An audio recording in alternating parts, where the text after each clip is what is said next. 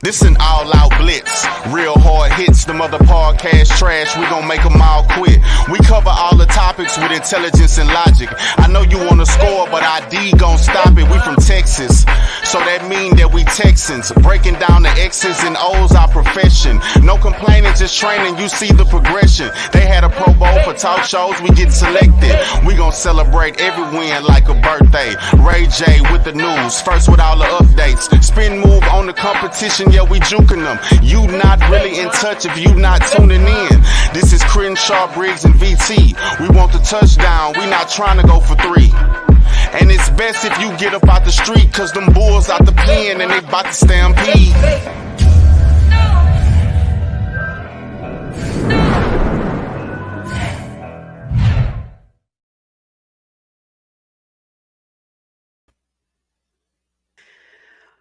What's going on, guys? Sorry about the delay. Computer froze a little bit, but nonetheless, we're here. We are the Texans Fan Battle Podcast. Today, I'm your host, VT. Matt's a little sick, so he's not here today.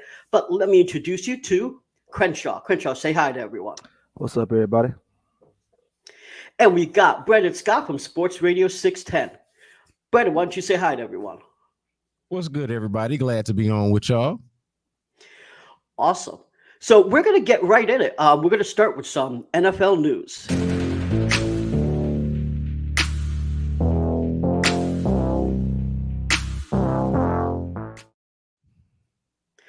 So as you saw from the bumper there, AR is on IR. He's going to be out for anywhere between 4 and 8 weeks. He has a shoulder injury. He doesn't know whether or not he's going to have surgery. It obviously is going to impact the Colts and obviously the Texans' chances if we're thinking about having the playoffs. Some say that Minshew is a better quarterback, so it's not really going to affect them in terms of wins and losses, perhaps only their development. B. Scott, what do you got? What do you think about AR? Yeah, I've actually been impressed by him. I know that it hasn't been exactly clean, and you could expect that. But the thing about as it pertains to the story here is that the injury history and just the injury concern is very, very real. Like, it's something that cannot be dismissed or minimized the way I kind of think I did in the draft process. Thought, maybe he's just had some bad luck. Now you look at him out there and he's left the field no less than 3 times. He's going on the IR for an extended period of time. You've already seen Trevor Lawrence come out and just say, hey, I talked to the guy and just said, hey, man, try to protect yourself and not take as many hits. And his style of play and all of that, man, just kind of lends itself to this. And he's shown himself to be, at this point, to be injury prone. But I do think he's exciting. I liked him coming out of the draft. I thought he was a little bit less of a project than people made him out to be.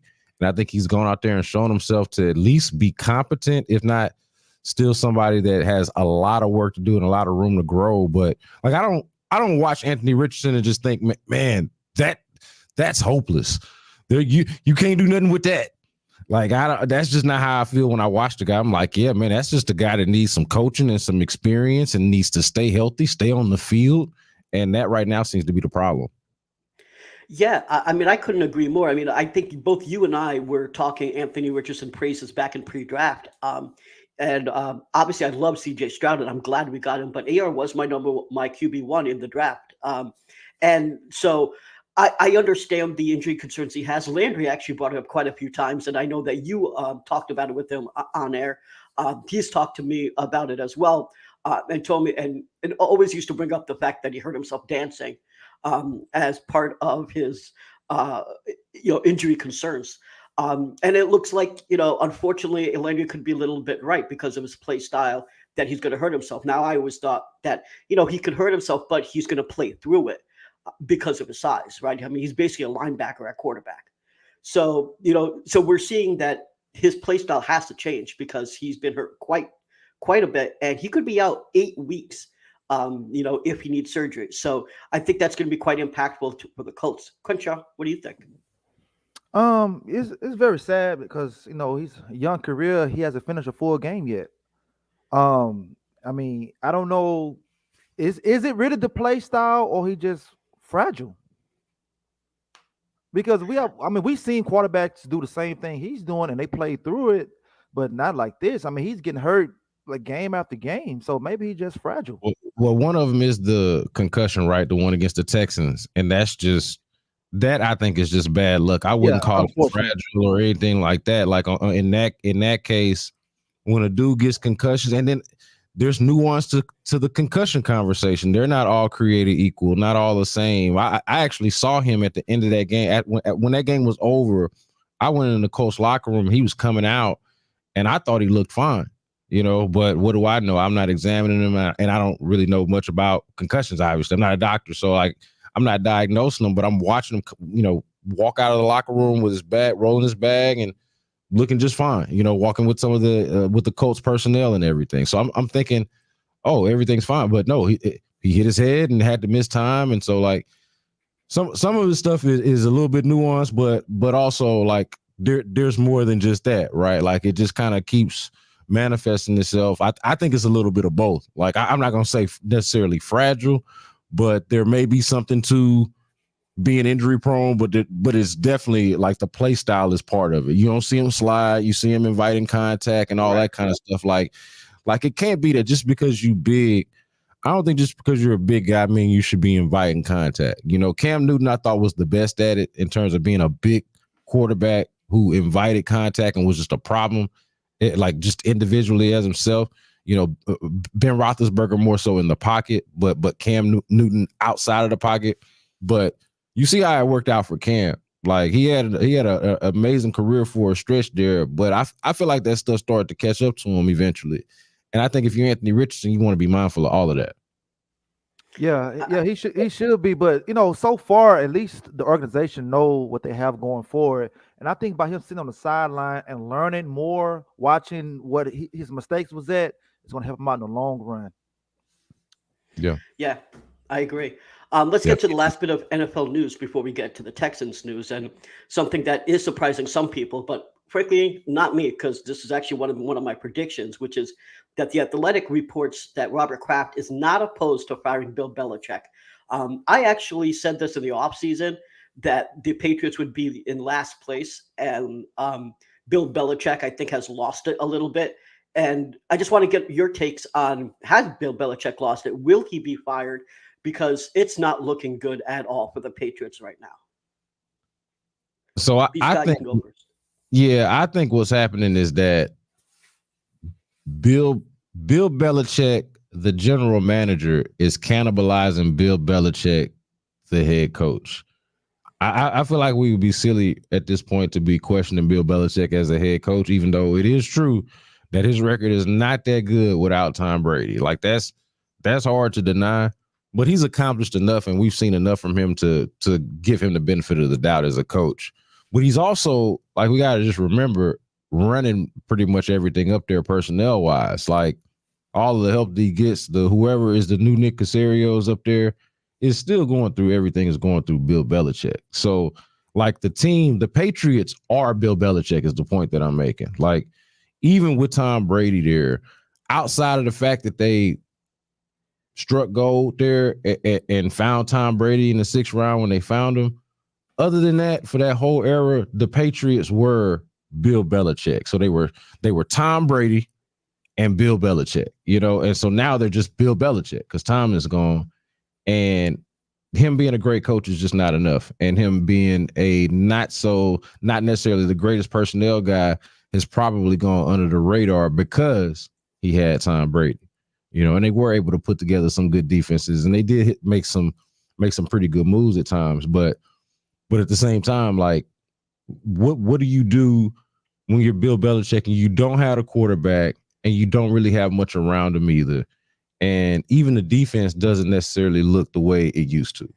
It's like, man, they're just a shell of themselves all together. So, I mean, it's an interesting time because it's a lot of questions. It's a lot of questions like, man, this guy is a legendary coach, but here he is putting together a team and don't have a quarterback, and you see where that gets you. I mean, before I get your take, Crunch, I just want to let you know all of the stats really that are coming out here to show that Bill Belichick and Mac Jones really don't have what it takes to win games this year.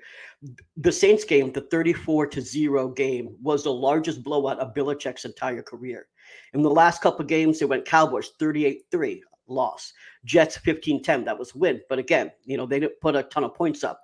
Dolphins 24-17, loss. Eagles 25-20, loss. Mac Jones has thrown for just barely over 1,000 yards, 5 TDs, 6 interceptions, a 74.2 passer rating. In the last 2 games, he hasn't even thrown a touchdown, and he's thrown 2 interceptions in each game. Crenshaw, what's your take? Well, maybe Bill just tired. All good runs come to an end, and I think his run came to an end when they lost to the Tennessee Titans in the playoffs a couple years back. I think that was it right there. And he just tired. He just like, okay, man, I'm tired of doing this. I'm tired of doing that. It's time for me to move on. Mac Jones isn't a good quarterback. He fooled everybody his rookie year, made the Pro Bowl. He fooled everybody. They thought like, oh, okay, they found a gem right there. But it's just time for them to move on from him. And I don't see them firing Bill. I see him maybe just stepping down and letting somebody that's want to coach them and coach them. But I agree. Yeah. It's hard to imagine Bill Belichick getting fired, especially like when you consider not just the success, but the fact that it has been like we're just talking about year 4 of the rebuild. Like you would think Bill Belichick would get a little bit more respect than being fired that soon into the process, So if anything, it would have to come down to Bill like not wanting to do it no more, and then they kind of have a mutual part in the ways. But the question is, what if Bill don't want to go? What if they're ready to go in a different direction and try to do things differently, and Bill don't want to go? I don't know what the answer is on who wants to do what, but that's what I'm peeping. That's what I'm trying to see. Well, I mean, as president of the Haterade Ball, I'm loving to see it because, as most of you know, like I grew up in Connecticut, but I was never a Patriots fan. And even though there's a lot of Patriots fans in Connecticut, there has always been the stigma that they screwed us because they were actually supposed to build the stadium there. They made Connecticut spend over $100 million in testing and all this stuff, and then said nope. And so, again, as opposed to hater at ball, I think I'm loving seeing the Patriots fall from grace. I mean, I just want another team to be the dynasty, and why can't it be the Texans? Before we get to Texans news, I just want to tell everyone that we've partnered with Lockerverse. You can download it on the iOS app.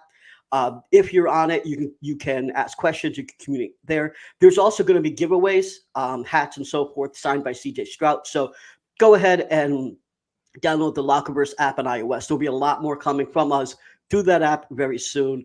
But without further ado, I think we need to get to some recap. This is Crenshaw, Briggs, and VT. We want the touchdown. We not trying to go for 3. And it's best if you get up out the street, cause them bulls out the pen and they about to stampede. So we lost. Crenshaw, you and I both predicted a win. We obviously lost by a field goal. It is a loss that I don't think that we should have. There are pretty some good things though that happened. As much as we're going to talk about a few things that are aggravating me. And obviously I want to talk about the article that you wrote, B. Scott, because I completely agree with you. But let's get to the good stuff first. CJ Stroud led the game-winning drive. He had a 57% completion rate, not his highest, but he threw for 250 yards and a touchdown with an 88.9 passer rating. This is considered a down game for CJ Stroud, and he still threw for 250 yards and a touchdown. So the clutch moment of being able to get to that game-winning drive, to see Dalton Schultz actually start producing for the Texans, I think is positive. I think it's also positive that we held Bijan Robinson to only 46 yards and 3.3 yards per carry. I think that most of us believe that we couldn't stop the run, and we did. What we didn't do is stop the pass. And then one of the things that I've been getting a lot of flack on social media was saying that Pierce may be the problem for the run game. He had 20 carries, 66 yards, 3.3 yards per carry. He was very inefficient. And that's why I want to start the conversation. B. Scott, you wrote the article in the Cron, and I want to know what you think about this. What do you think is going on with Pierce? Yeah, so I've said that I don't think that he is necessarily the problem. I think he's a part of a larger problem. And I think the best way to say it, I said this on Sports Radio 610 as well. I think I was on with Ron and for Clint the other day. And I was saying, look, he's not the biggest problem. He's not the problem. What he is the one that stands out the most. And the one that stands out the most to me because he looks a little bit like a different player. You know, if that makes sense. Like the Dameon Pierce that I had been introduced to last year, and even the one that we had researched and known from Florida, like his college tape, was just this violent, downhill, inviting contact, either breaking tackles or dragging a guy with him for an extra couple of yards or more, however long it was, pushing the pile, you know, that type of back. Now, you have to consider that the scheme is different. They're asking him to run a different way. They are blocking in a different way. It's not the same as what we saw. So, like, the way that they're attacking it and the way what they're asking him to do is different. But even still with that, man, it's hard to ignore how the numbers are down even up to this point. Like 5 weeks into the season, he was one of the best yards after contact guys in the league, if not the best, 5 games into last season.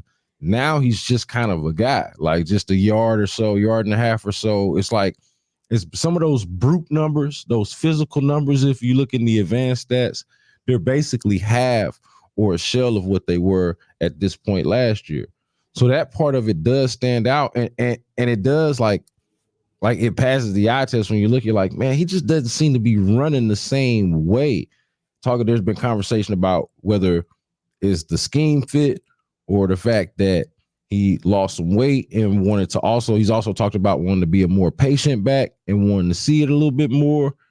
And I've said this, man, I think I like the way he did it before. You know, I like Dameon Pierce just the way he was, man. Like, and I remember this too, man. Like last year, the conversation, even in the offseason, talk about what they were going to do in the running back room because we knew it couldn't just be, you know, Rex. It wasn't going to be Rex Burkhead again. And it was like, man, we got to make Dameon Pierce more of a dynamic pass catching. Got to do more with him. Got to do more, do this, do that. And I'm like, nah, man, I like exactly what y'all doing with Dameon Pierce. Like, I get that y'all gonna run a new scheme, but I want him to have the same mentality and the same kind of way about him. And I think that between the scheme and sort of just the wanting to take that next step as a back and some of the changes that he's made has made him look like a different back. Now, that's all aside from the fact that they got a makeshift offensive line out there and they're trying to run a new scheme on top of that. So the fact of the matter is, like, Dameon Pierce might not look the same, but also on top of it, like you asked what the problem is, he the problem? The other problem is, or the biggest problem is the fact that they're not good at zone blocking. It is a zone blocking scheme, and they're not good at it. And maybe that's because of the injuries. You could say it's because of the injuries, but it's just the fact of the matter. Whoever's out there, it hasn't really been that good.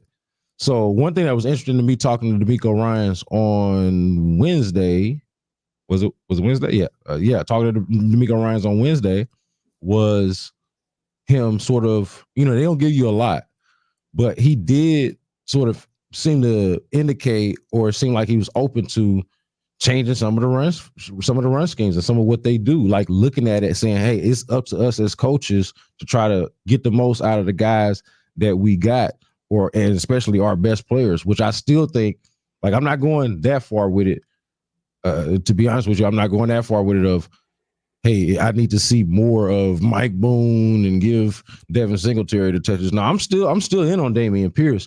I just want him to run like he used to. If that means changing the scheme so he sees it differently and feels a lot better about it, or maybe even changing the scheme is something that the offensive line personnel that they got in front of them right now, something that they can do better. Maybe they're better at that than what they wanted to bring in here. And you got to do that. So before I get to you, Coach, I just want to say a couple things because, B. Scott, you definitely brought up a couple different things about the line and so forth. The first thing about yards after contact, he's rated now 14th in the league. And last year he was in the top 10. He was actually top 5 depending on the week.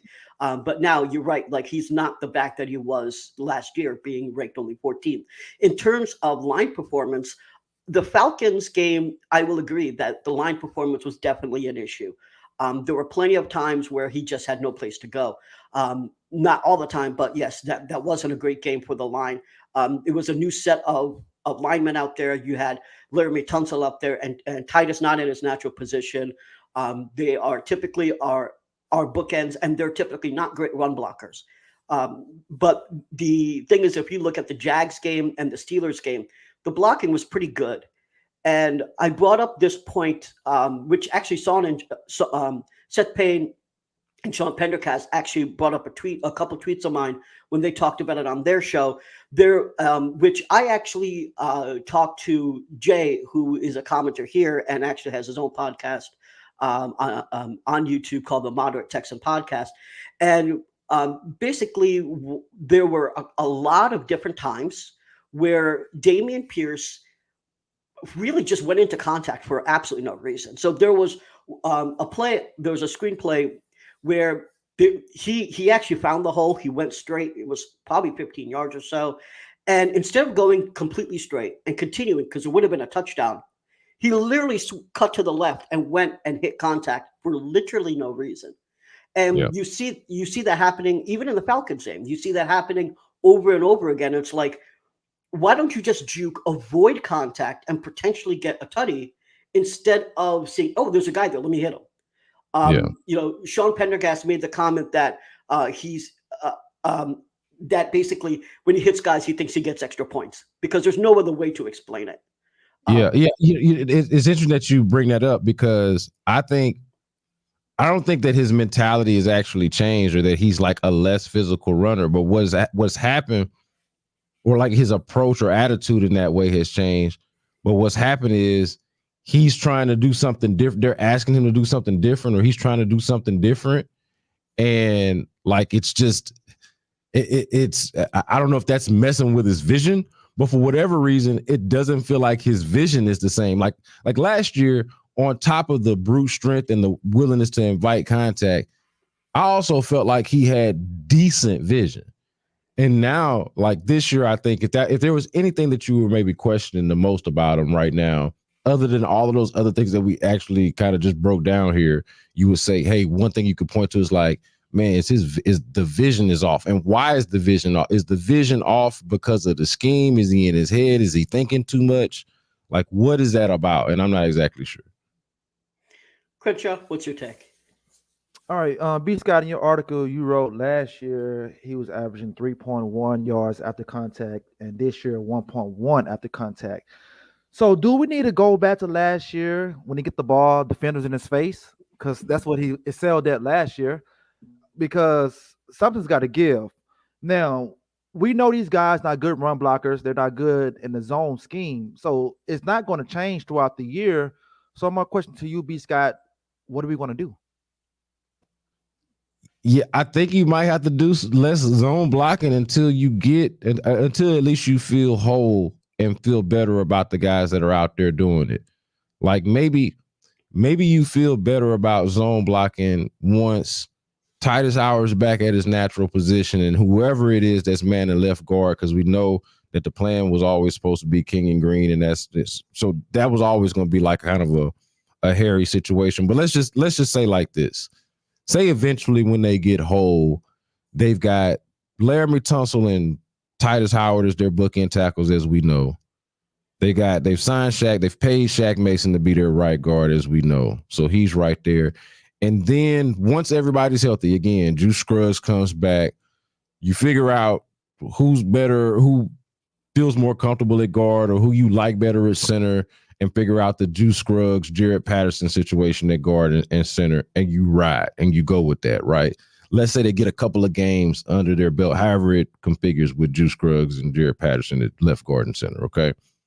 Then maybe after some time, maybe you kind of develop into a zone blocking scheme. But for now, maybe sometimes here and there, you just go back to some of the stuff that you were doing before, that they were doing before. Maybe like if you just evaluate it and say, hey, man, this hodgepodge of offensive linemen, musical chairs at offensive linemen, we never know who's healthy. And by the way, you check it out. Look, they get Josh Jones back from the injury report, but who shows up limited? George Fant's got a shoulder and a hip, or what was it? I have to go back and look, but he's got like two things. And so I'm like, okay.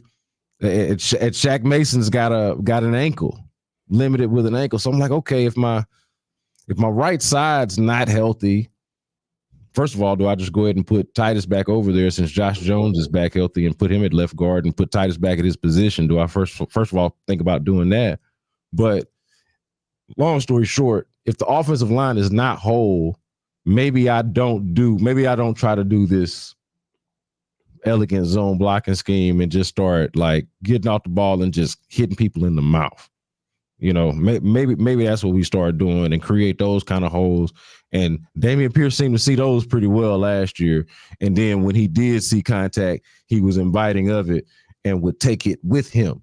You know, that's what we remember, and that's what I'm trying to see. Okay, so if we go away from zone blocking, would that affect CJ, or you think CJ is good in any scheme?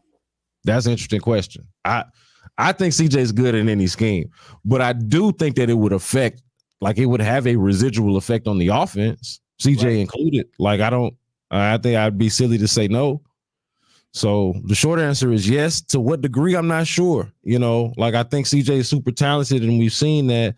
And I got a hard time right now based off of the way that he's played, like putting limitations on exactly what he could do. Like I think he could do a lot of things. But I don't know, man. The beauty of it too is that, you know, the play, every play is supposed to look the same. No matter what you're doing. Like if you're, you know, the run plays are supposed to look like the pass plays and all of that, like within this scheme. And I don't know.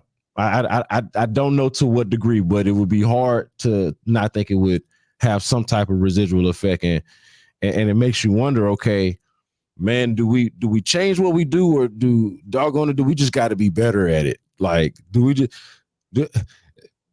listen to D'Amico Ryans, the way he talked this week about like, hey, when we get our 2 or 3 chances, and to VT, to your point, like, hey, don't miss that opportunity. Don't just run away from green grass, so to speak, and into a guy when it's right there, or see that cut, or see that you don't need to make that cut. You know, like there's a clear issue right now, or conversation right now, about vision and what they're seeing, on top of the fact that they're not creating a whole lot to begin with. So I am of the mindset that we don't go back and, you know, do too much power. I think that we should throw Singletary a bit more in their split carries. Singletary has been the more efficient back. Obviously, that's a small sample size. They haven't given him any carries last game at all, which I find interesting. But he's been the more efficient back. So I personally would throw Singletary in their split carries with Dameon Pierce and see if Dameon Pierce can catch up to this new scheme. You know, he is obviously a power back and zone, and I don't think we should switch what we're doing because CJ is doing so well in it that, you know, his development is more important than basically anyone else on this team, right? So if we have to develop him at the expense of Dameon Pierce, so be it. He's the future of this team for the next 20 years. So my thinking is do what it takes to keep CJ being CJ. And if that means switching it up with Singletary, throwing up, another back in there, I think that is a solution. I think that Dameon Pierce will get better over time, right? Obviously, I do think he'll get better, but do I think he's a long-term running back one for this organization? I don't think so. I think that we need to get a bigger back, whether that's going to be a Jonathan Taylor type of situation. I think that Dameon Pierce is our Hunt, and we need to go find our Chubb. And I think that for now, for this year, for this situation and this season, we split carries with Singletary to get the job done, because in all reality, we don't need an elite back in order to win games. CJ's doing that. We just need an average run game. We just need someone that can get to close to 4 yards per carry. If you're getting 4 yards per carry and you're not making stupid mistakes, that's all we need. We can get an elite back later on, but we're putting the games on CJ's back, and he's not shying away from it. So, that's why I also would say that, like, I think Dameon Pierce is good enough to be that, like, the really good, like, I would agree with the premise of he's not like this. He's not one of those top tier backs, but I do think he could be the best back or the top back on a winning team, provided that you have everything that's going well for you, up front and all of that. So I'm actually fine with Dameon Pierce still being the lead back, but where I would agree with you is that they need to split it up a little bit more, because Devin Singletary does offer you some things. And honestly, man, like, to your question of, like, or the point of, if we got to develop CJ Stroud at Dameon Pierce's expense, 100%. But the other way that I would look at it is, hey, man, if they're not running the ball, that's hurting CJ Stroud's development as well. Like, an effective running game helps CJ Stroud. So how good will he ever be if he doesn't actually have a competent running game? Not an elite running game, but one that is passable, which this one has not been. So if you can figure out something to do with Dameon Pierce, and I'm actually with the idea of, like, hey, you don't necessarily have to change what you do. You just got to do what you do better, man. Like, they're not good at it. They got to get whole along the offensive line. But there are some plays to be made, and you just have to sometimes you just got to flat out be better. You can't change everything. You just got to do what you do and be better at it. Well, we can't blame this all on Dameon Pierce. So let's get to. We do want to get to the Saints preview, but there are a few more things that we want to talk about the Saints game, and that's his fourth quarter soft zone coverage issue, because we basically made Desmond Ridder look like freaking Aaron Rodgers. We did not put any pressure on him. He was able to dink and dunk us over 300 yards. The dude never showed up like this in any game he's ever thrown. In the Jags game, he threw back-to-back interceptions. We didn't intercept him. We didn't sack him. We did absolutely nothing to stop this kid. He even ran in for a touchdown, which you can actually say that should have been a touchdown. That should have been a touchback because he fumbled it. That's a ref issue. But nonetheless, DeMeco Ryans ran a lot of soft zone coverage, which in my opinion is what cost us the game. Because at the end of the day, we were able to put points on the board. There were about 2 minutes left, and we made Desmond Ridder look like Patrick Mahomes in 13 seconds and put points on us when we should have been putting the pressure on. B. Scott, what do you think about that? I think it shows you the way that they felt about the corners that they were working with in that game. Like I said this on the air earlier today, like we were making fun over here at 610 of like, hey, what's like Derek Stingley's out. We're not even missing him because Shaq Griffin is that good enough of a fill-in. But then Shaq Griffin goes down, and all of a sudden, now you do miss Derek Stingley and Shaq Griffin because your depth is depleted. And so, you can gripe about that. I don't think that this is an unreasonable or irrational thought. Unreasonable or irrational thought of like, hey, why were you in such soft zone coverage? But also, to me, it tells me what they thought about what they were working with, because I feel like DeMeco Ryans is the type that values a really good man cover corner, and if he thought that he had guys out there that could do that, he would do that. So to me, it was just indicative of where they were and how the depth suddenly had been so depleted in that specific position. And then you look up and they've signed my man Verrett from the 49ers. Jason Verrett from the 49ers to the practice squad. And DeMeco Ryans is at the press conference just gushing about how, man, I know he's never healthy, but when he is, he's one of the best that I've been around, So they went out and got another corner because of how they feel about their depth right now. So, I agree that it was frustrating to see, like, that last drive, even before. Like, I know Desmond Ridder was even cooking before that, but I wasn't really upset about it, man, until that last drive. And I'm like, oh, man, y'all just let him go down there like he's doggone Tom Brady or somebody, Peyton Manning or somebody. Like, what is what is this? I was cool. I was actually like okay with the game he had up until then, because honestly, I didn't have any complaints about the defense up until that drive. Like even given all of that you just talked about, you look at it, man, the defense that kept them in this game. The first half, like they give up that touchdown in the first half, but 6 possessions for Atlanta, and they are punting on every one of them except that one that they gave up the touchdown. Now you look at it on your end, you got 6 possessions and you split field goal, punt. So you don't get a touchdown at all. CJ Stroud looked good at the end of the first half, engineering that field goal drive. But other than that, you weren't really doing a lot for your defense that I thought was keeping you in the game, and a big reason why you went into halftime with a lead.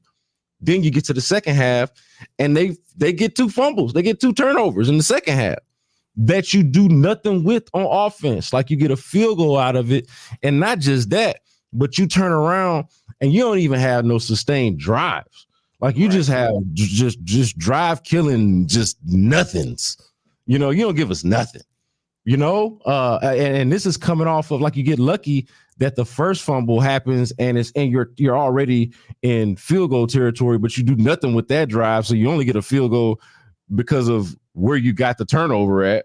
Okay, and then after that, you basically do nothing with the next turnover. And I want to say after that, it's punt. Like the defense is getting off the field, and you're still not doing nothing. You have back-to-back 3 and outs as an offense. So, like, I like CJ specifically at the end of the first half, and then that drive you were talking about earlier, VC, the one where it would have been the game-winning touchdown drive until Atlanta goes down in there and kicks the field goal. Those were his best moments.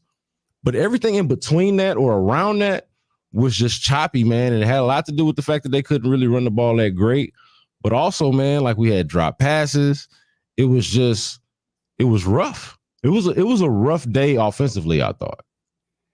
Well, Quentin, what do you think about both defensively and offensively, particularly the fourth zone soft coverage and all the defensive mistakes? Even my guy, Jalen Petrie, he gave up 95 yards. What do you think about the defense, particularly in the fourth quarter? Well, on that game-winning drive for Atlanta, we was playing them like they needed a touchdown, not a field goal. And I don't know why coaches do that on 2-minute drills. They play that soft coverage like that. But I think that the defense was just gas. Time of possession, Atlanta had us, I think, almost like 9 or 10 minutes more. And because it's ain't no drives. I mean, we wasn't good, but we were still there at the end. So that shows a lot for this team, because the old Texans would have got blown out in Atlanta. So this team still kept it close with all the injuries we had and all the drop passes. I really wish when CJ threw that game-winning touchdown, it would have been a game-winning touchdown, because imagine how the radio would have been. B. Scott, man, the radio would have been so fucking amazing this week. Yes. But man, I mean, that was a moment. It reminds me of the other guy we used to have here, a moment when he threw it to Kenny Stills in New Orleans. We thought, oh man, that's it. But then we lost that game as well. Yeah. But overall, I say it was an encouraging loss, and it's a teachable moment. Now we got the Saints this weekend, so it's a little tougher. But we'll get through it. All right, so speaking of the Saints, let's talk about the Saints. This is Crenshaw, Briggs, and VT. We want to ride with me, you can slide with me if you feel like 550 on the 5 stick. You can get high with me, that's a deal, right? Ride with me if you're right. So sorry about that. We have some things to talk about just in terms of injuries and so forth. So we've got Tank Dell, Malik Collins, Shaq Griffin, Laramie Tunsil, Robert Woods, all that did not practice today. We've got a new corner, as you brought up, B. Scott, and Tank Dell being the biggest separator. That's going to be an issue, because we saw what happened with CJ Stroud the moment that Tank Dell actually went out. When you go back and watch the game, there was at least 6 different situations where CJ Stroud was extending plays and literally just waiting for someone to get open, and no one did. And so, those became empty possessions. If no one's getting open, there's nothing that he can do. There was a 3rd and 8 where he threw to Robert Woods, and clearly you could see he was frustrated because Robert Woods was in damn near triple coverage. It was almost an interception. And by pure luck, it wasn't. But you can tell CJ was frustrated because no one was getting open. And he's like, I have it converted a third down. There was no third down conversions in the first half. So, I mean, he was getting frustrated because no one's open. We don't have our biggest separator now. Noah Brown is going to take his place. And from an offensive perspective, I'm not really feeling this game as much as I did in the Falcons game because, with the Falcons game, we had Tank Dell, we had Robert Woods and Nico Collins. And without Tank Dell, I'm feeling kind of rough. What do you think about it from an offensive perspective, knowing the amount of dudes that are out? Yeah, we on the same track here, man. We on the same track, like the same concern. The only thing I would say differently is I'm kind of just hoping that he plays. Like if you heard CJ talking, he was like, man, Tank might play. And that's me kind of thinking, I know it's a rookie talking and maybe he's talking out of turn there, but hoping that the rookie just thinks the guy's gonna, like it maybe has some information there or something. Like all these concussions are not created equal. It's hard to necessarily know. I did not see him in the locker room when I was in there on Wednesday. So there is that. And obviously, of course, he didn't play. I wouldn't have been able to talk to him if he's in the protocol, of course. But yeah, no, Tank Dell is one of the, I would say, I'm not breaking news here, but they got a handful of playmakers on the team. Dameon Pierce, I would still consider to be one of them with his, despite the issues that we've talked about already. But it's like Tank Dell, Nico Collins, Dameon Pierce. And then outside of that, like I think John Mechie's got potential there, but it's just not there yet. It's going to take some time. But those are the three right now where I look at these guys could, have a game-changing, like just really have a game-changing play. Obviously, Robert Woods is considered more steady, reliable, and there were some times where he wasn't Mr. Steady, reliable in this Atlanta game. But you still consider him to be that. Now he's got a little bit of a rib issue. But yeah, I'm concerned about it. Like Robert, who knows if you're going to have, like you could be substituting Tank Dell and Robert Woods, who knows, right? For Noah Brown. And we're in there in the press conference asking if Xavier Hutchinson is going to get more run, more burn, which I would actually be intrigued by.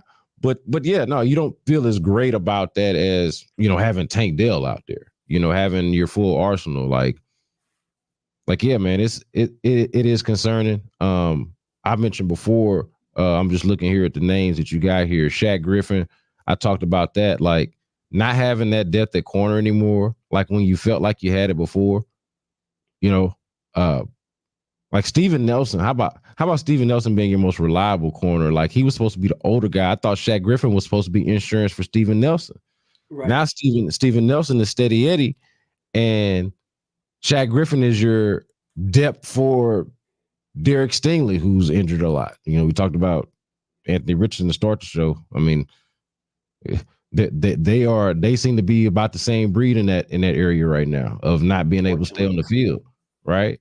So having Shaq Griffin, that's to me is a big deal. Kind of going back to your earlier point, your earlier gripe there about all that soft zone coverage. Well, you gotta feel good about your coverage guy, your man guys though, right? You don't just throw a dude out there you don't think he can do it and just say, hey, just go do it. No, you're gonna try to work around the weaknesses. So that to me again is like, okay, let's see how that progresses. If that progresses throughout the week, you hope it does. But on both ends there, you feel like your weapons are lesser and your and on the back end of your defense that you're not whole. So, and again, that's on top of all of those offensive line concerns that we talked about. Like that's always lingering in the background, and it's a whole nother issue of what the musical chairs might look like. They're like, I come away from the practice thinking, hey, we're going to see the same offensive line, even though Larry Tunsil didn't practice. We're going to see the same offensive line that we saw in Atlanta here in Houston against the Saints.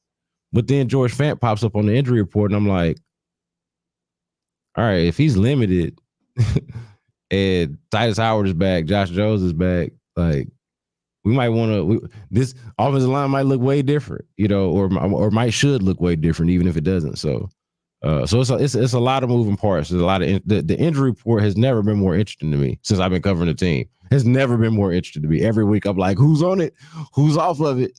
I just come from practice. I seen some of it. I already know a little bit, but what they got to say about it, So well, before I let Crenshaw, before I let you go, I just want to read off some of the things that are going to be our challenges. I think this is going to be a most challenging game that we have had to fight since this whole season. So the Saints are 3-2. They're holding opponents under 19 points per game. As everyone knows, if you hold opponents under 20 points, you're likely going to win. And that is what they're doing. They're holding quarterbacks to 5.6 per attempts, a mid-60s passer rating. This is one of the best defense. They have a top 8 rush defense in yards allowed. They're holding running backs to 3.5 yards per carry, 4th best in the league. They are the top 4 passing defense in yards allowed. And just overall, they're holding wide receivers to 64.9 rating, the 3rd best in the league. Who are we going against from a matchup perspective? Nickelback Alontae Taylor, he's holding quarterbacks to sub 90s. You got quarterback Paulson Adaba, he's holding quarterbacks to sub 50s. And then, of course, you got cornerback Marshon Lattimore holding quarterbacks to low 60s. Crenshaw, I could keep going, but let me know what you're thinking about this Saints defense. Will the Texans offense be able to overcome these challenges? It's going to look like game 1 against Baltimore. Offense is going to struggle. I think this is the game that they're going to get to CJ. So that sack streak is going to end. The interception, he's finally going to throw one this Sunday. We've shown that we can't run the ball. We're going to be so one-dimensional. I think this is going to be a bad game, and we're going to go into the bye week with a lot of questions. It's going to be people going to lose their mind after the game. They're going to lose their mind on Monday. So this is the game here that we're going to be like, okay, are we back or we still got work to do? Hey, yeah, I was going to say, let me just co-sign Crenshaw on that. That was well said, bro. That was well said. Can I co-sign you? Oh, all day, man. Wild trip. You can co-sign me. All right, bet. I'm going to co-sign Crenshaw on that, man. I think that was well said, bro. I got no notes.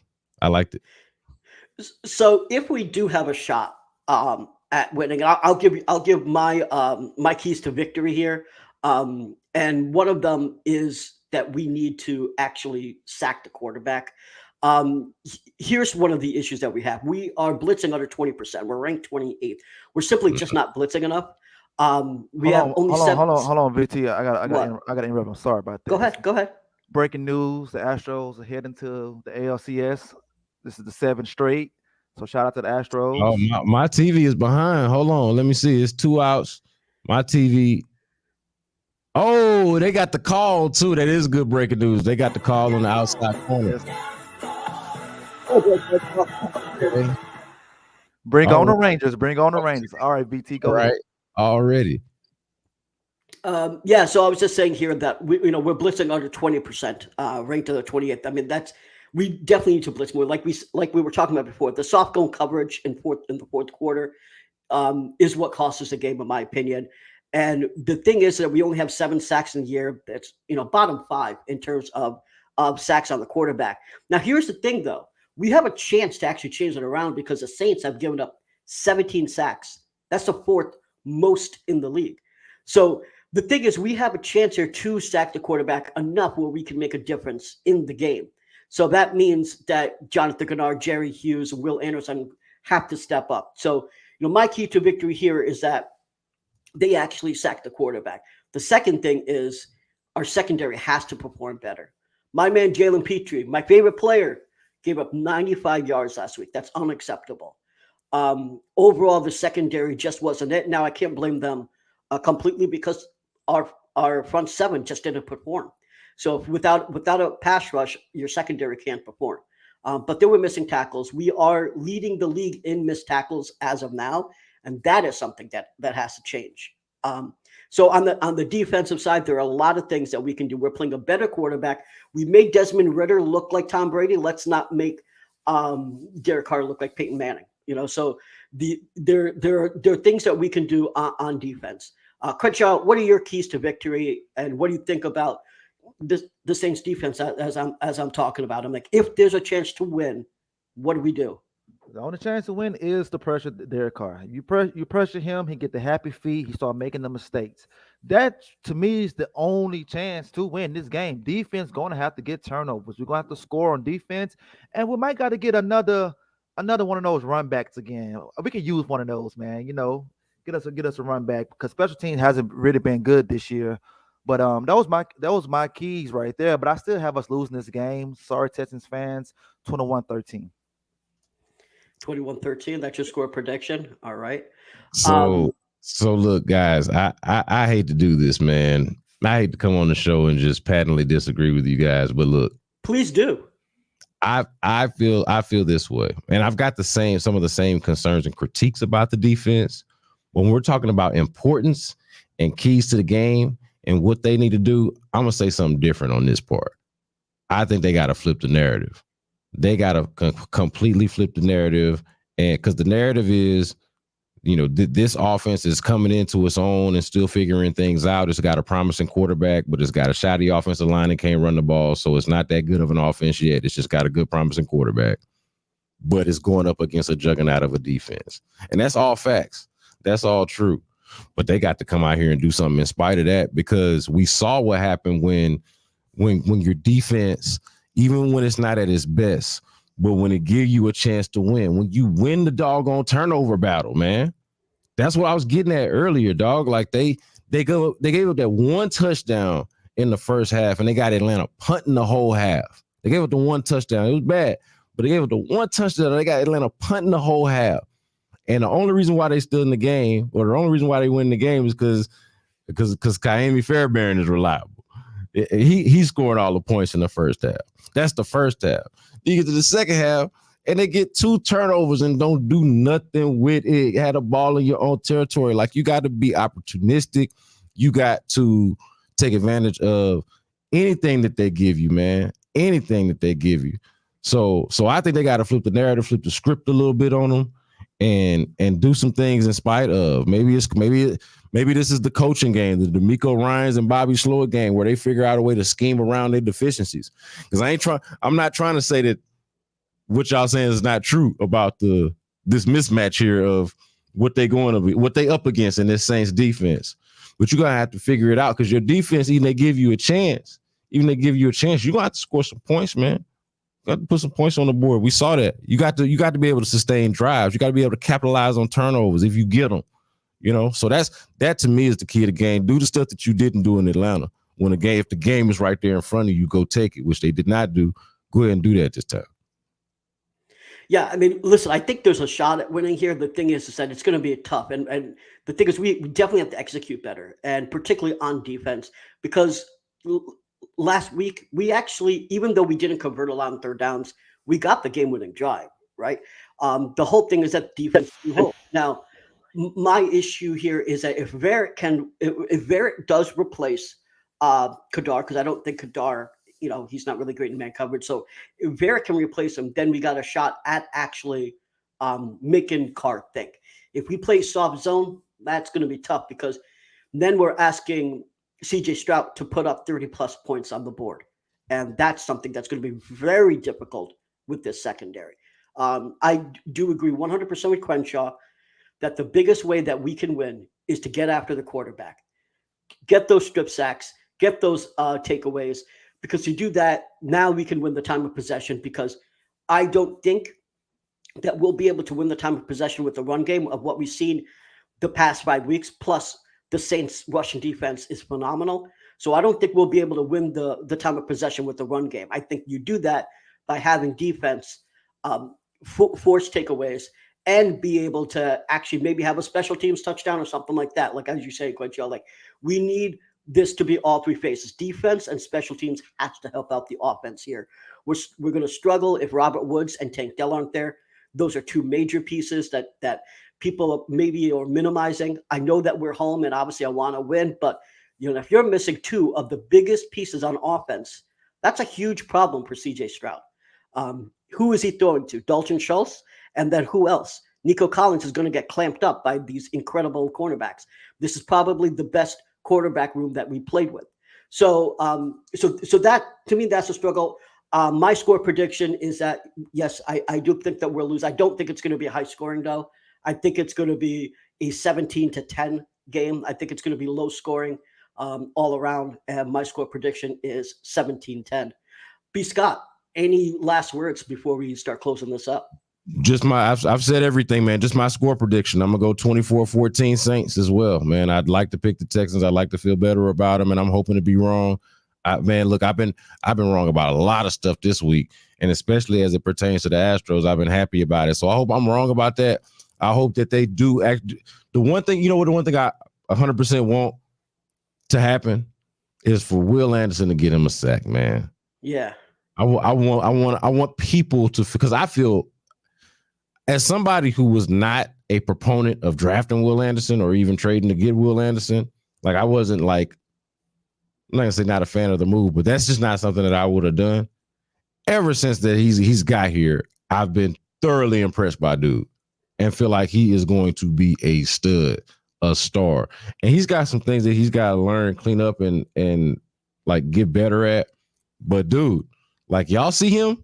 Y'all see that dude? Like when you talk about get off the bus, or like if you don't know nothing about football and you're just looking at the people that stand out, that dude is one of them. You know, like if you don't know nothing about stats and anything about anything, like you're like, who's that guy that's just stronger than the other guy that's across from him? So I'm just hoping to kind of kill the narrative of, hey, forget the advanced stats of the win rate. I want to see some sacks. I want to see this. I want to see that. Yeah, we want to see more of it. But I mean, we've seen a sack. We've seen a blocked field goal. We saw a play in the Steelers game that would have been a touchdown that got called back. So I'm hoping that what beast mode loading is on is what actually happens. The 28-13 Texans win, but I'm gonna call 24-14 in favor of the road team, the Saints. All right. I think we're agreed there. Crenshaw, any last moments before you wrap this up? I just hope the Saints don't take over the stadium. That's my last words. Those fans, those fans travel. So don't hold your breath on that, brother. do not put no money on it or anything like that. Yeah, man. So I think we'll do a short prayer to say, listen, I hope that CJ Stroud has a great game. And regardless of anything, Will Anderson, CJ Stroud, hope you show up. Win or lose, you guys are the future. And on that note, I'm going to say thank you guys for watching. Hope the Texans wins. This is going to be the biggest challenge that we've had to date. So go Texans. This is Crenshaw, Briggs, and VT. We want the touchdown. We not trying to go for 3. And it's best if you get up out the street, cause them bulls out the pen and they about to stampede.